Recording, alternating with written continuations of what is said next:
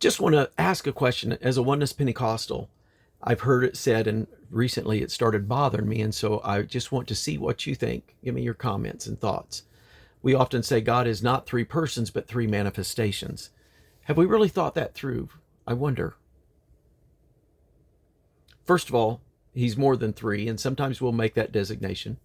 I've heard that made at times, predominantly as Father, Son, and Spirit. But God is an invisible spirit, identifies himself as that in Genesis 1, verse 2.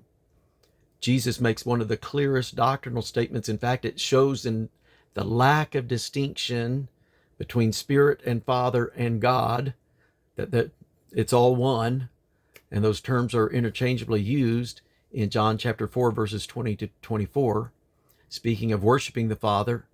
And then in verse 24, he says, God is a spirit, and they that worship him must worship him in spirit and in truth.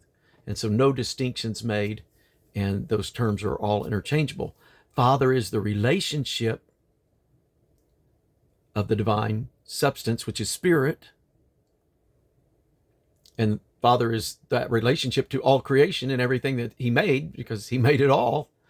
And so it doesn't matter who you are or where you are or what you are, he's your Father. And then Son is the spirit indwelling the flesh, the body, the human, incarnate.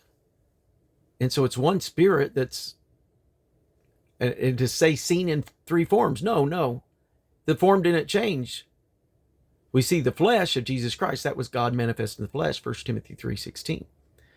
Hebrews chapter 1 begins and says, God is who at sundry times and in divers manners, different ways, different times, sundry times and divers manners, spake in times past unto the fathers by the prophets, hath in these last days spoken to us by his Son. Which you'd think it would go on to say we're now in the last days and it's the Spirit, but no. That's not how it is. But it's the Son that's speaking in the last days. Some interesting things there. When you get to 2 Corinthians chapter 4, verses 10 and 11, it says that we manifest Jesus. Well, we're filled with the Holy Ghost. Shouldn't we be manifesting the third person? It's not how the Bible is. It never speaks of God in three persons and never makes the distinction. And so it's interesting that once Jesus manifests the Spirit, we then manifest that manifestation.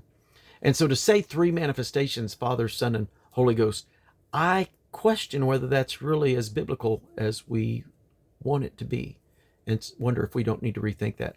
Be sure and give me comments. God bless. Love you.